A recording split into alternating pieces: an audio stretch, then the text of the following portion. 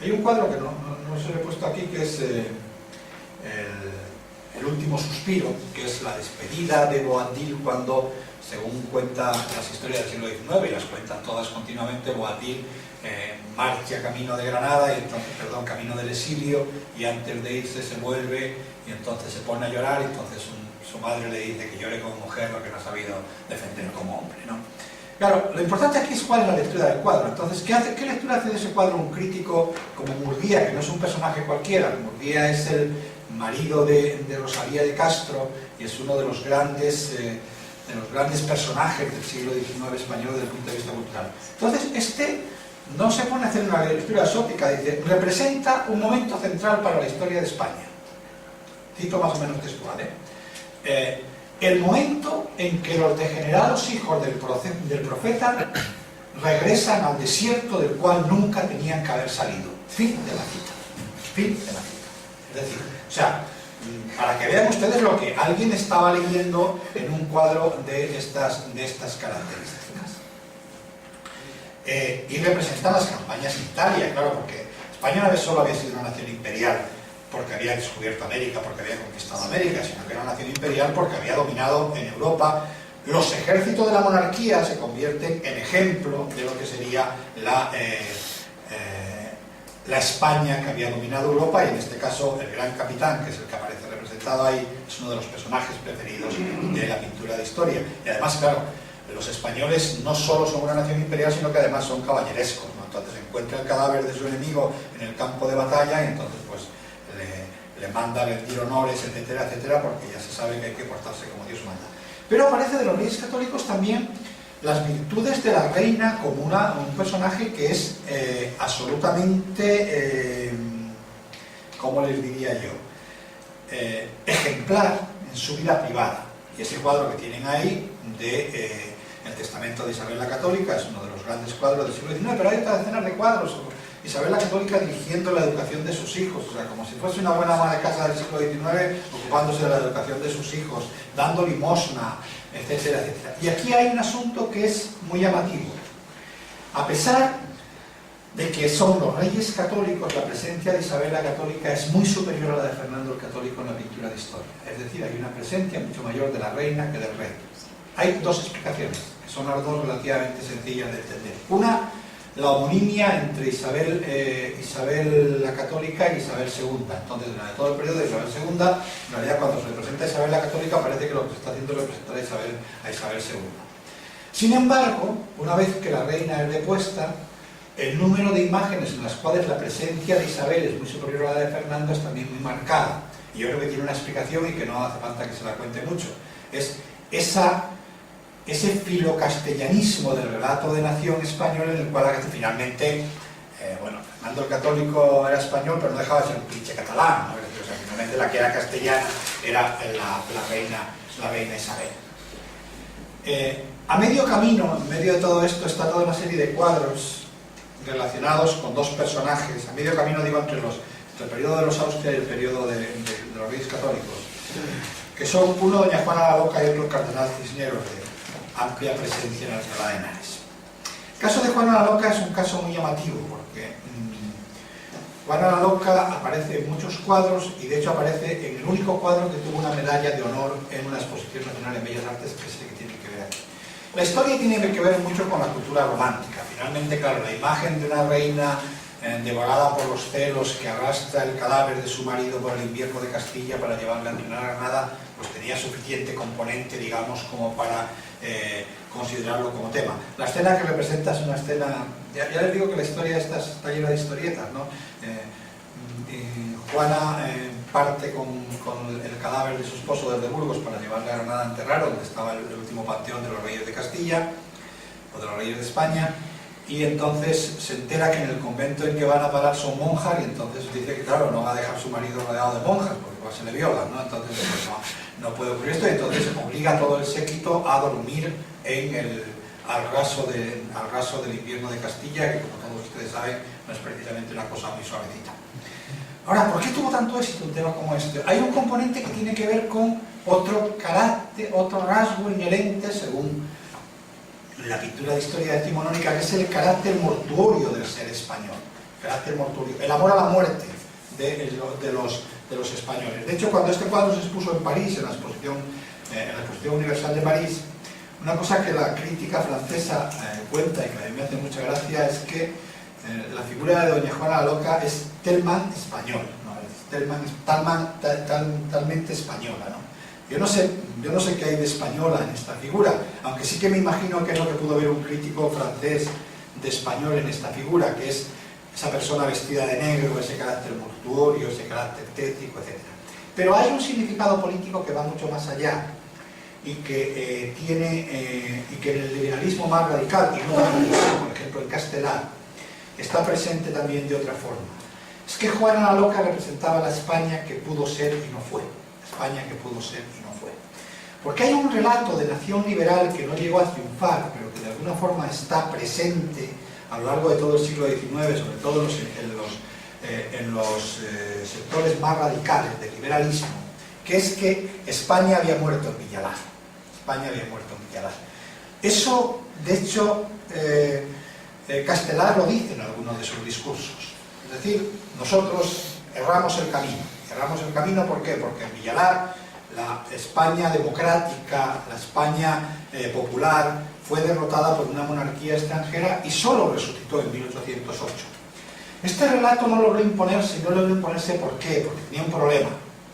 Y es que, como les decía antes, todos, radicales, no radicales, progresistas, no progresistas, también asumían que uno de los rasgos definitorios del ser español era su carácter imperial, y aceptar ese relato de nación que hubiese significado negar todo el siglo XVI y todo el siglo XVII con el carácter imperial de la nación española. Por lo tanto, es un relato que está ahí, que le da vueltas, pero que nunca acaba siendo hegemónico. Este es otro de los decenas de cuadros sobre Isabel. Este es el caso de Cisneros, que siempre es otra vez la misma imagen, o sea, ese Cisneros que es depuesto por Carlos V y por lo tanto otra vez esa idea de la monarquía extranjera. Pero finalmente, ya digo, lo que se logra imponer es el otro relato. Ahora, sobre un reinado que hay relatos de todos, es importante también lo que no hay. Ya decía Renan, un teórico sobre el nacionalismo francés del siglo XIX, que en una nación es importante lo que recuerda, pero es también más importante lo que se olvida. Bueno, otro poeta francés posterior dice una frase que a mí me gusta mucho más, ¿no? Que es que una nación es una comunidad humana unida por un mismo error sobre sus orígenes. Entonces, esa todavía es como mucho más contundente. ¿Qué es lo que se olvida del reinado de los Reyes Católicos? En la que ya digo, tenemos imágenes de todo, o sea, que tenemos imágenes desde cada movimiento que hicieron los reyes por la península ibérica. Se olvidan fundamentalmente dos cosas, las dos muy sorprendentes. Una, la incorporación de Navarra al reino de Castilla. Porque claro, todo español, educado por el Estado para ser español, ha asumido que la unificación se consigue con la incorporación del reino de Granada, pero la incorporación del reino de Navarra fue más tardía, fue unos años después. No hay ni un solo cuadro de historia en el cual aparezca representada la incorporación de Navarra al reino de Castilla. La explicación es muy sencilla. La nación nace de la voluntad de los individuos, no del acto de conquista. Con los musulmanes no había ningún problema porque no eran españoles, pero los navarros sí eran españoles. Por lo tanto, no pudieron ser incorporados, formaban parte de España desde siempre. Y por lo tanto, no hay, insisto, ni una sola imagen sobre esto. El otro episodio que aparece ignorado, que a mí me sorprende mucho, es la expulsión de los judíos, un episodio no precisamente menor. Hay decenas de imágenes sobre la expulsión de los musulmanes y solo una, esta que tienen ahí, sobre la expulsión de los judíos. Y además es una imagen absolutamente ambigua, porque esta especie de individuo con pinta dorada que tienen ahí es Torquemada. Y este es el representante de los judíos. Se supone que representa una escena en la cual hay un comisionado judío que está negociando con los reyes católicos el pago de 30.000 maravedíes para que se anule la orden de expulsión. Y en ese momento, según cuenta en este caso Prescott, Torquemada irrumpe la deliberación, arroja el crucifijo sobre la mesa y dice una frase más o menos de los judíos vendieron a nuestro Señor por 30 denarios, sus majestades lo están vendiendo por 30.000 maravedíes. Lo que me interesa aquí es que la pintura de historia tiene un fuerte componente teatral y genera afinidad y tomar partido por unos y por otros. La verdad es que parece difícil tomar partido por esa especie de orate que aparece ahí medio loco, que es Torquemada, ¿no? ¿Por qué esta imagen? Porque claro, recuerden que los liberales españoles estaban construyendo una idea de nación en lo que definía ser español era su carácter democrático y liberal. Hacer una España heredera de la Inquisición y de la expulsión de los judíos resultaba enormemente problemático. Yo creo que eso es lo que explica la ausencia de los judíos. Vienen después todas las decenas de imágenes sobre Carlos V y Felipe II, que fundamentalmente hay una imagen variable. Carlos V no tiene demasiados problemas, es el imperio, el dominio sobre Europa, las guerras de conquista, y algo que a ustedes les puede parecer absolutamente sorprendente. El mayor número de cuadros sobre Carlos V representan su retiro en Yuste. Un dato que políticamente estarán de acuerdo conmigo que me parece particularmente relevante. Es decir, o sea, este se retira, le deja la corona a Felipe II, se va a Yuste y resulta que tenemos más cuadros sobre Carlos V en Yuste que sobre Carlos V en las guerras de Italia o en las guerras de Francia y Alemania. La explicación es muy sencilla. Carlos V tenía un problema, era un rey extranjero y todas las historias lo cuentan. Llega a Castilla sin hablar castellano. Llega a Castilla sin hablar castellano. La única forma de convertir a Carlos V en parte del relato de nación español era decir que posteriormente se había convertido en español.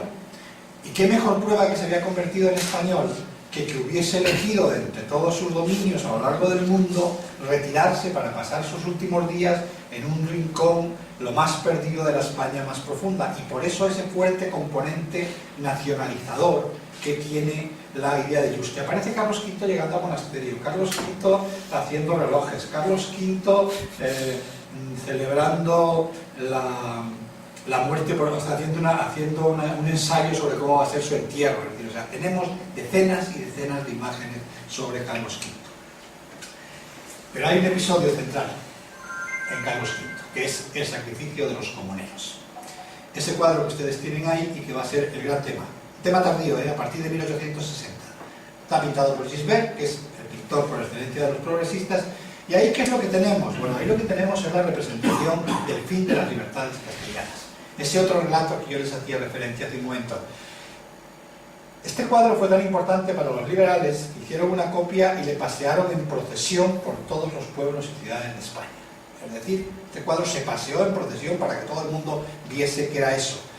Sin embargo, los comuneros tienen una característica muy peculiar en el imaginario español. Es que hay varios cuadros importantes sobre los comuneros, pero en los cuales se rehuye siempre cualquier relación con Carlos V. Es decir, a los comuneros los mata alguien, pero no se sabe quién. Nunca aparecen asociados a la figura de Carlos V. Había que salvar a los dos, había que salvar ese relato en el cual los comuneros eran el origen de la libertad, era la muerte de la libertad de Castilla en la plaza de Villalar, pero había que salvar a el gran monarca que había llegado a la nación a su momento de máximo esplendor. Y se soluciona de una forma muy fácil, es decir, no aparece ninguna imagen que asocie a Carlos V con el ajusticiamiento de los comuneros. Los comuneros se justician por un lado, Carlos V está por otro, pero no hay ninguna imagen que los relacione. Bueno, el caso de Felipe II es mucho más complicado, no le voy a dedicar aquí nada de tiempo, porque Felipe II, a pesar de ser el gran rey, su imagen es mucho más negativa. Es una imagen, recuerden que la imagen de Felipe II había sido muy negativa a lo largo de todo el siglo XIX y de todo el romanticismo. Entonces la mayor parte de los cuadros sobre Felipe II están relacionados con episodios no especialmente gloriosos de su reinado. Esta es una de las pocas excepciones. Lo que se representa es sus conflictos con el príncipe Carlos, la muerte de la nunza y por lo tanto la muerte del final de las libertades. Es una imagen muy rara. Y lo que es muy curioso es la imagen del siglo XVII. En el siglo XVII no hay ni un solo rey. Es decir, lo que aparecen son la gran cultura española del siglo XVII. Decenas de cuadros sobre Cervantes, sobre el Quijote, sobre Lope de Vega, sobre Quevedo, etc. Ahí la explicación es muy sencilla. Para el nacionalismo español, España es prioritariamente una nación cultural, y una nación cultural vinculada a la gran cultura. ¿Y cuál era el gran momento de esplendor de la cultura española? El siglo de oro. Entonces, os pongo este aquí que tiene que ver con el Quijote. pongo este aquí que tiene que ver con Quevedo, o les pongo este aquí que tiene que ver con Lope de Vega. Por lo tanto, esa idea de una nación cultural más allá de la nación política. Llegamos al siglo XVIII, como les decía, este es uno de los pocos cuadros que hay sobre el siglo XVIII, no precisamente una gloria, como pueden ver, y llega el gran momento de la resurrección. El gran momento de la resurrección es, como les decía, el 2 de mayo. El 2 de mayo además con una imagen que es arquetípica. Este es un cuadro de Sorolla, pero les podría poner otro decena de ellos porque todos es lo mismo, es el pueblo y el ejército unidos como un solo hombre en defensa de la nación española. Es decir, la guerra convertida en un elemento de dependencia. Como ustedes saben, la mayor parte de las tropas de Madrid no participaron en el 2 de mayo, se quedaron tranquilamente en sus ejércitos. Es decir, el caso de David y Velarde en sus cuarteles, perdón, el caso de David y Velarde es una auténtica excepción. Ahí tenemos imágenes de todo, ¿no? La muerte de Manuela Malasaña, etc. Y tenemos muchas más imágenes de estas que sí fue una victoria real del ejército del rey, que es en Bailén. Bailén es solo un solo cuadro, ese que tienen ahí. No hay más pintura de historia sobre la batalla de Bailén, mientras hay decenas sobre el 2 de mayo, sobre los sitios de Zaragoza, sobre Gerona, etc. ¿Cuál es la diferencia? La batalla de Bailén había sido una batalla entre ejércitos profesionales. Y lo que interesaba de la guerra de independencia era el carácter popular de levantamiento en defensa de la independencia de la nación. De hecho, quien pinta esto es Casado de Belisal, que es un pintor muy cercano a los moderados y por lo tanto con una imagen bastante menos poética del asunto. Esto tiene que ver con Trafalgar, y esto es la otra gran historia, que es la ausencia de las Cortes de Cádiz en la iconografía del siglo XIX. Solo hay dos cuadros sobre la iconografía del siglo XIX sobre la Corte de Cádiz, cuando había sido el momento de fundación de la nación en sentido literal. Es decir, o sea, las Cortes de Cádiz, la Constitución de Cádiz es la primera constitución que se hace en nombre de la nación. Es cierto que no de la nación española, porque esa sí que habría que tenerlo muy claro. La Constitución de Cádiz no es la primera constitución española, sino la última constitución de la monarquía española, que son dos cosas relativamente distintas.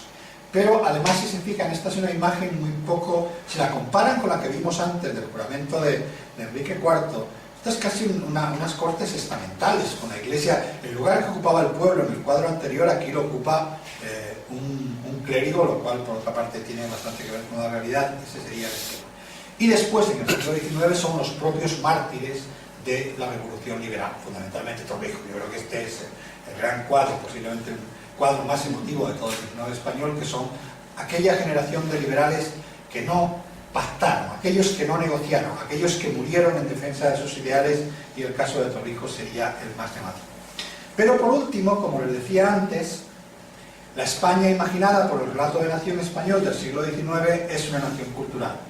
Y si la nación había muerto políticamente, la nación también había muerto culturalmente. No hay nada sobre los grandes escritores del siglo XVIII, no tenemos imágenes en la pintura de historia, ni sobre Jovellanos, ni sobre Aranda, sobre Moratín, ni nada por el estilo. Sin embargo, ¿cuándo resucita la nación? Pues en ese fresco que tienen ahí, en la cual aparece representada toda la primera generación del romanticismo español. Cada uno de estos es un retrato concreto, es decir, son personajes concretos, ahí están todos. Desde luego está Zorrilla, que es el que se supone que está leyendo esto, pero están los pintores, están los artistas, está la República de las Letras española representada ahí.